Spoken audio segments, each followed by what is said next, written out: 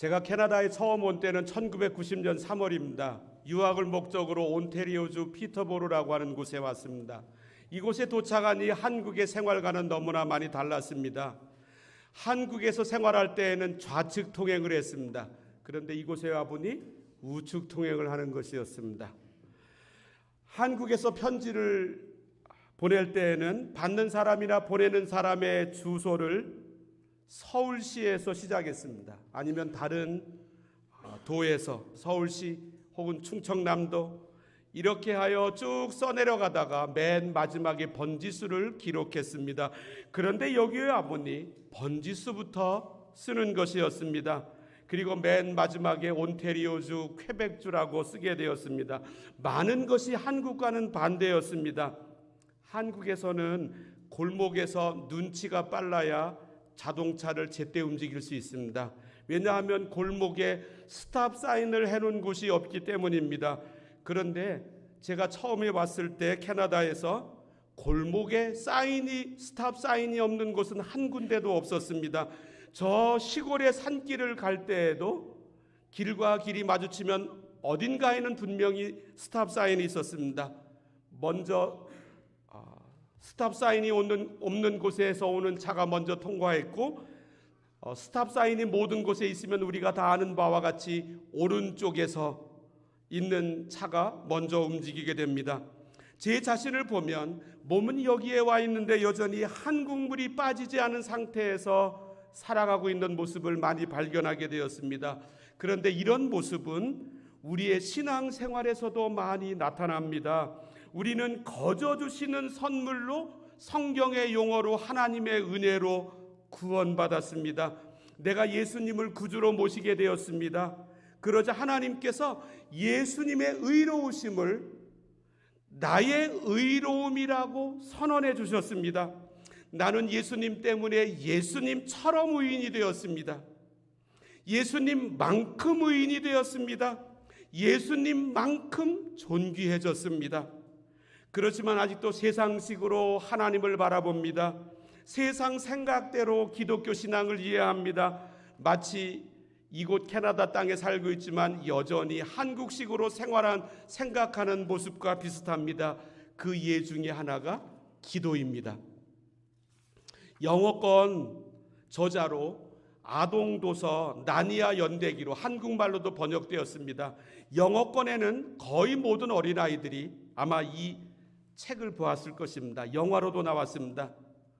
C.S. 루이스라고 캠브리지 대학교 영문학 교수였는데, 이분이 개인 기도라고 하는 책에서 서로 대화하는 형태로 이렇게 글을 썼습니다. 하나님은 왜 인간의 기도를 통해 하나님에게 말씀하시도록 하느냐고 묻고 싶나? 나는 오히려 이렇게 묻게 되네. 하나님은 왜 그분의 피조물들을 통해 무엇인가 하시는 것일까? 전능자의 명령 한마디면 어떤 목적이건 순식간에 완벽하게 이루실 텐데, 왜 하나님은 그런 목적들을 천사들을 통해, 그리고 언제나 제대로 순종하지도 맡은 일을 완벽히 해내지도 못하는 인간들의 노력을 통해, 그리고 비이성적 생물이나 무생물들의 활동을 통해 빙빙 둘러서 이루셔야 한단 말인가? 그리고 이렇게 결론을 짓습니다. 하나님은 피조물이 할 수 있는 일은 그분 혼자서 처리해 버리지 않으시네. 그분은 또 다른 기도의 자리라고 하는 또 다른 이름의 책에서 이렇게 말합니다. 이제는 혼자 산문식으로 글을 썼습니다. 그분은 피조물에게 위임하실 만한 일이라면 그 무엇도 직접 하시지 않는 것 같다. 직접 순식간에 완벽하게 처리하실 수 있는 일을 느리고 서투른 우리에게 맡기신다. 맡겨주신 일을 소홀히 하거나 실패할 여지까지도 우리에게 허락하시는 것이다. 우리는 그저 수혜자나 방관자가 아니다. 특권을 입어 그분의 작전에 동참하거나 강권에 이끌려 그분의 일에 협력하는 존재다. 각자의 삼지창을 휘두르는 것이다. 이를 통해 하나님은 아무것도 아닌 우리를 대단한 존재로, 그야말로 작은 신들로 만드신다. 적어도 내게는 그렇게 보인다. 신비롭게도 하나님은 사람을 통해서 하십니다. 하나님이 말씀 한마디면 완벽하게 이루어질 일들을 느리고 게으름 피우고 거절도 하고 망쳐놓기도 하는 사람들을 통하여 하십니다. 그래서 하나님은 사람들을 부르십니다. 성경의 역사는 하나님을 부르시는 사람들의 역사이기도 합니다. 하나님께서 노아를 부르셔 방주를 만들라고 하셨습니다. 하나님은 아브라함을 부르셨습니다. 너희의 고향과 친척과 아버지의 집을 떠나 내가 내게 보여줄 땅으로 가라. 이민 가라고 하신 말씀입니다. 땅의 모든 족속이 너로 말미암아 복을 얻을 것이라 계획을 덧붙이시면서 하나님은 떨기나무 불꽃 가운데 모세를 부르셨습니다. 그리고 이사야도 부르셨습니다. 이렇게 말씀하셨습니다. 내가 누구를 보내며 누가 우리를 위하여 갈고? 이사야가 이렇게 하나님께 응답했습니다. 내가 여기 있나이다. 나를 보내소서.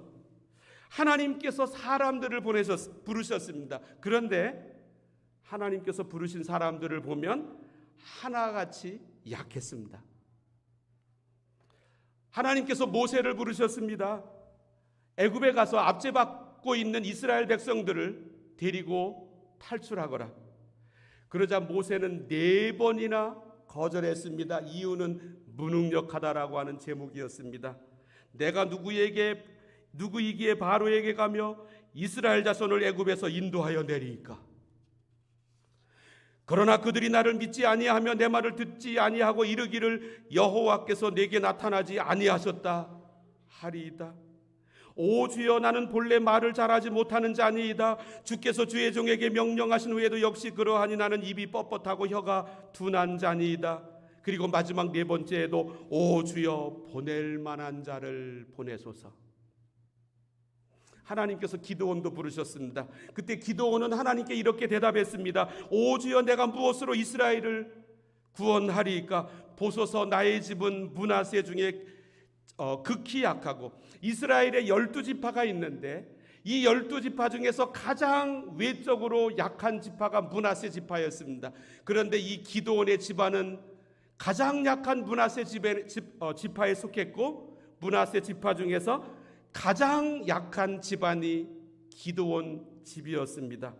보소서, 나의 집은 므낫세 중에 극히 약하고 나는 내 아버지 집의 가장 작은 자니이다. 하나님이 부르신 사람들은 하나같이 약했습니다. 하나님의 일을 하겠다고 나선 사람들이 우리 주변에 있습니다. 앞에 보시는 저의 경우도 하나님의 일을 하겠다고 자원했고 그리고 주변에도 우리들 가운데도 있습니다. 그런데 옆에서 하나님의 사람들을 보면 하나같이 약합니다. 다른 말로 이야기하면 흠투성이입니다. 다 보시지 않습니까? 제가 신앙생활을 시작하던 한국의 어린 시절에 교회에서 어르신들이 기도하시던 모습이 종종 떠오르는데 다른 기도는 거의 기억에 남는 게 없고 한 가지 저의 기억에 선하게 남습니다. 이렇게 기도하시는 분들이 많았습니다. 상한 갈대를 꺾지 아니하시며 꺼져가는 등불도 끄지 아니하시는 하나님.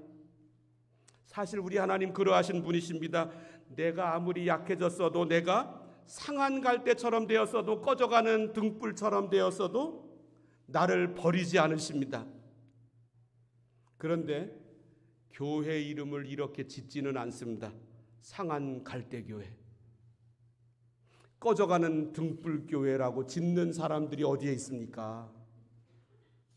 그와는 반대로 아주 튼튼한 이미지를 담아 교회 이름을 짓습니다. 베드로의 이름처럼 반석교회, 그리고 우리 능력 많으신 주님의 교회.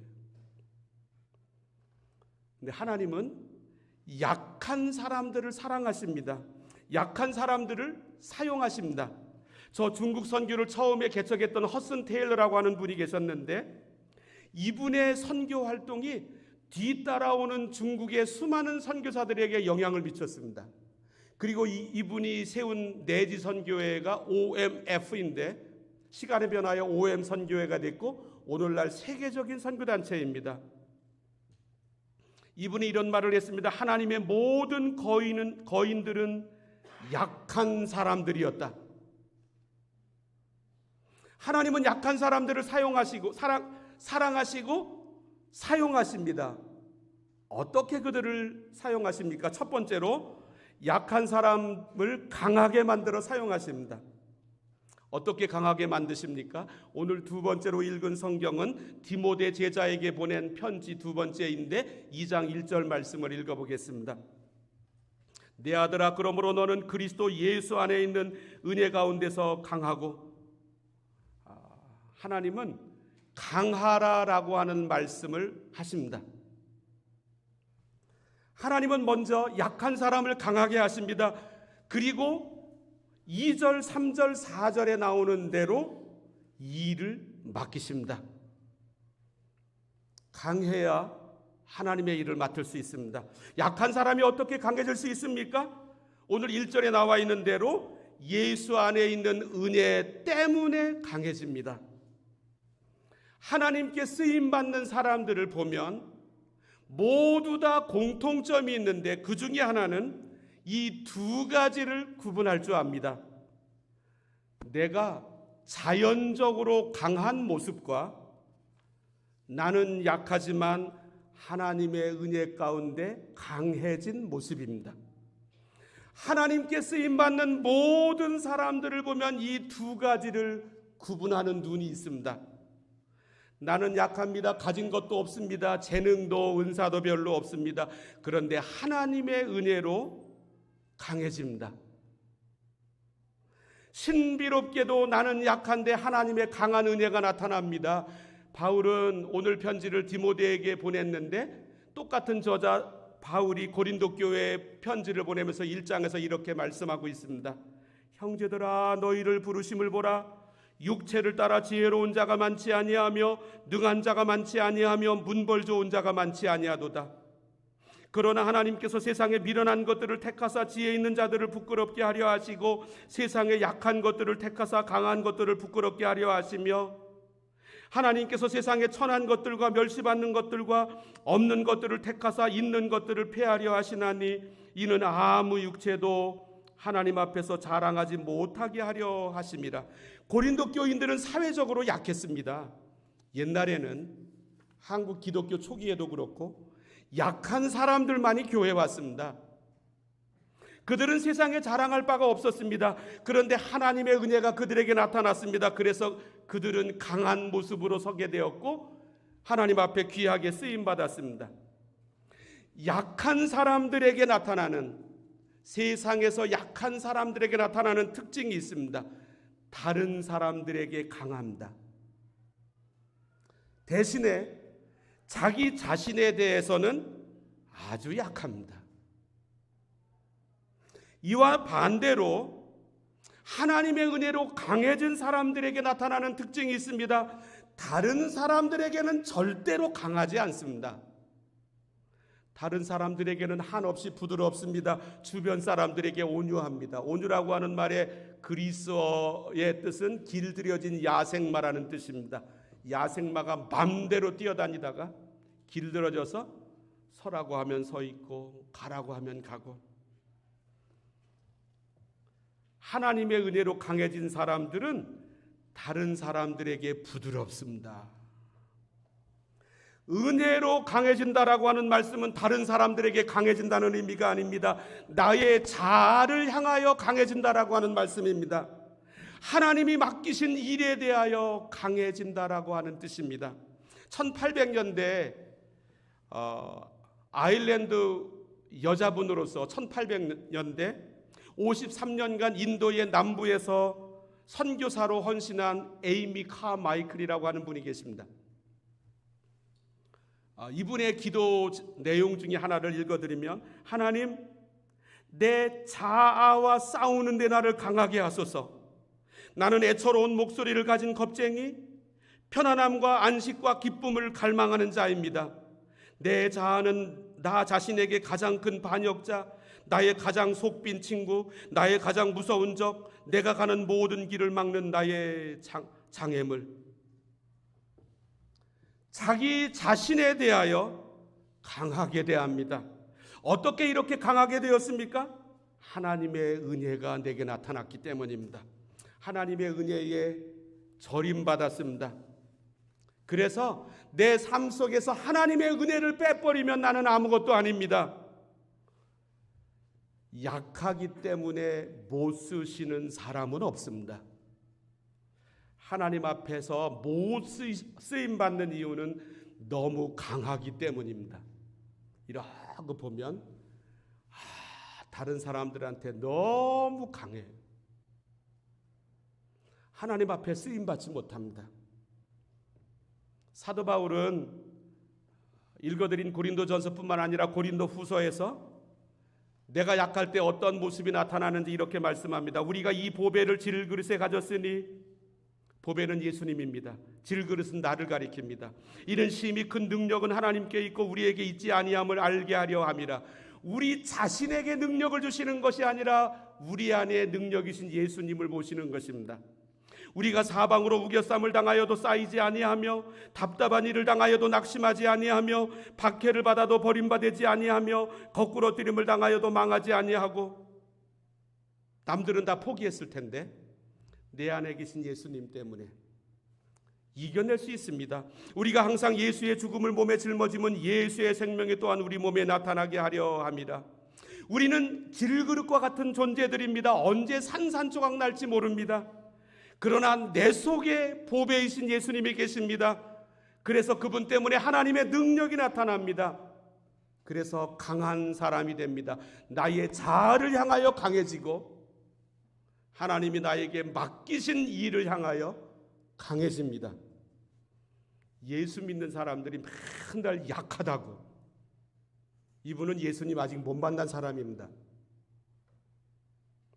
하나님은 왜 이렇게 강하게 만드십니까?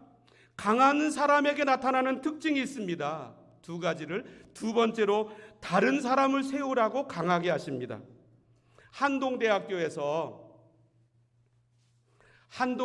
포항에 가면 한동대학교가 있는데 고등학교 학교에서 3% 이내의 학생들만 들어가는 기독교 대학입니다.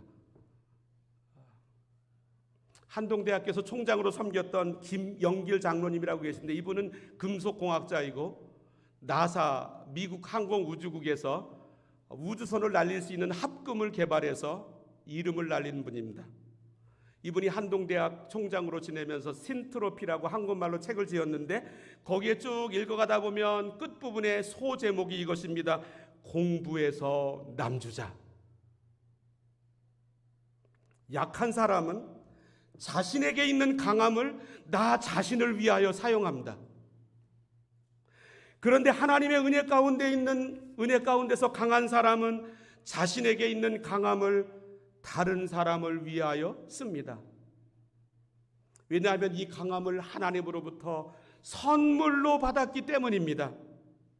이 사실을 오늘 디모데후서 2장 2절에서 말씀하고 있습니다. 또 내가 많은 증인 앞에서 내게 들은 바를 충성된 사람들에게 부탁하라. 그들이 또 다른 사람들을 가르칠 수 있으리라. 바울이 디모데를 가르쳤습니다. 그랬더니 이제는 디모데가 충성된 사람들을 분별할 수 있었고 가르칠 수 있었습니다. 디모데가 바울을 데려다가 이 사람들 가르쳐달라고 한 것이 아니었습니다. 은혜 가운데 강했기 때문에 충성된 사람들을 가르칠 수 있었습니다. 그런데 가르침이 성공했냐를 보려면 디모데의 가르침을 받은 또 다른 충성된 사람들이 또 다른 사람들을 가르칠 수 있었습니다. 바울을 데려오거나 디모데를 데리고 온 것이 아니었습니다. 하나님은 사람들을 통하여 다른 사람을 세우십니다. 하나님의 목표는 사람들을 세우심에 있습니다. 그래서 그 사람을 강하게 하십니다. 지금은 하나님 앞에 부름 받으셨는데 윌리엄 바클레이라고 하는 영국의 성서학자가 계셨습니다. 이분은 신약 주석책을 쓰신 학자였는데, 세상은 사람을 평가할 때 얼마나 많은 사람을 지배하고 있느냐, 손가락 하나로 오라가라 할 사람이 얼마나 되느냐로 기준을 삼는다. 또 지적인 수준과 학문적인 탁월함, 임원을 맡고 있는 모임이 몇 개인지를 따지기도 한다. 또 많은 이들은 은행 잔고와 자산과 물질적 소유가 어느 정도인지에 따라 그 사람의 위대함을 가늠한다. 그러나 예수님이 내리는 평가는 그런 것들과는 전혀 상관이 없다. 예수님의 평가 기준은 오직 한 가지이다. 얼마나 많은 사람을 섬기고 있는가이다. 그 속에 위대함이 있다. 정말로 우리가 예수님을 닮는다고 한다면 그분이 내게 주시는 은혜로 강해져서 이 강함으로 다른 사람을 섬기는 데 있습니다. 이 세상에서 기독교에 대한 신뢰도가 떨어졌습니다. 아시다시피 개독교라고 부르고, 그리고 기독교를 비하하고 있는 많은 방송들, 매체들이 수없이 많습니다. 그 이유가 무엇입니까? 하나님께서 약한 우리들을 강하게 해주셨습니다. 그런데 그 강해진 모습을 가지고 전부 다 나를 위해 사용합니다. 나 자신의 자아를 향하여서는 한없이 약하고 다른 사람을 향하여서는 한없이 강합니다. 이런 모습이 세상 사람들로 하여금 기독교를 신뢰할 수 없는 사람들로 보게 했습니다. 약한 사람들은 전부 초점이 나 자신에게 가 있습니다. 그리스도 예수 안에서 은혜 가운데 강한 사람들은 다른 사람을 섬기는데 초점을 맞춥니다. 우리 제자반을 하면서 초반기에 읽는 책 중에 하나가 두 날개로 날아오르는 건강한 교회인데, 부산에 있는 풍성한 교회 김성건 목사님의 이야기입니다. 이분은 아버지도 목사님, 삼촌도 목사님, 외삼촌도 목사님, 사촌들도 목사님, 거기에서 자라났습니다. 어릴 때부터 타협하지 않은 엄격한 신앙의 본을 보이신 부모님의 영향을 많이 받았습니다. 중고등학교 시절에는 학생의 임원으로, 청년 시절은 교사로, 또 결혼 후에는 집사로 교회를 섬겼습니다. 범생이라는 말이 있지요. 저의 어린 시절은 적어도 신앙생활만큼은 그야말로 범생이었습니다. 이분은 건축회사를 30대 초반에 차렸습니다. 그러다가 하나님께서 목사로 부르신다라고 하는 이 음성을 듣게 되었고 신학교를 지원했습니다. 그때 이야기를 써놨는데, 신학교에 지원했습니다. 신학교에 가긴 했지만 새로운 고민들이 계속 몰려왔습니다. 몸만 신학교에 왔을 뿐 여전히 예전의 모습에 머물러 제 자신이 기대하는 신학도로서의 모습으로부터 멀리 떨어져 있었습니다. 신학을 공부한다고 사람이 저절로 변화되는 것이 아니었습니다. 이 사람은 제자 훈련하는 선교단체를 만나게 되었습니다. 이 선교단체는 하루 종일 직장 생활하다가 이제는 저녁 때가 되어 이 선교단체에 와서 다른 사람들을 이끄는 평신도 사역자들로 이루어진 선교단체였습니다. 저를 도와주시는 리더는 저보다 2살이나 어렸으며 같은 소그룹의 지체들도 저에 비해 10살 정도 아래였지만 저도 그들도 전혀 나이 같은 것에는 개의치 않았습니다.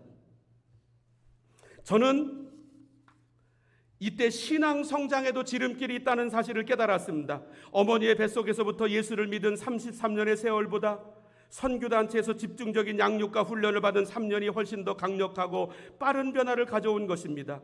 또 나 개인의 변화와 함께 평신도 사역자의 영광을 보았습니다. 그곳에서 평신도들이 얼마나 탁월한 만인 제사장의 모습으로 설 수 있는지를 보게 된 것입니다. 선교단체에서 섬기고 있던 다수의 평신도 전임 사역자들은 저를 황홀하게 만들었습니다. 그들이 가지고 있는 예수님의 심정, 경건의 능력, 섬김과 사랑 등 그들의 영적 지도력은 말로 다 표현할 수 없을 정도로 저를 압도했습니다. 그들의 순수하고 열정적인 섬김의 삶은 너무나도 아름다웠습니다. 오직 가서 제자를 삼아 세계의 비전을 이루는 것만이 그들의 소망이었습니다. 이 비전을 위해 그들은 마치 생명을 던진 사람과 같았습니다. 이 훈련이 저희의 패러다임을 바꾸었습니다. 그러면서 나는 아버지처럼, 삼촌처럼, 외삼촌처럼, 사촌처럼 목회하지 않겠다. 우리 교인들을 제자 선교의 교인처럼 만들어 보겠다. 은혜로 강해진 사람들은 다른 사람들을 세웁니다. 바울이 디모데를, 디모데가 충성된 사람들을, 충성된 사람들이 또 다른 사람들을.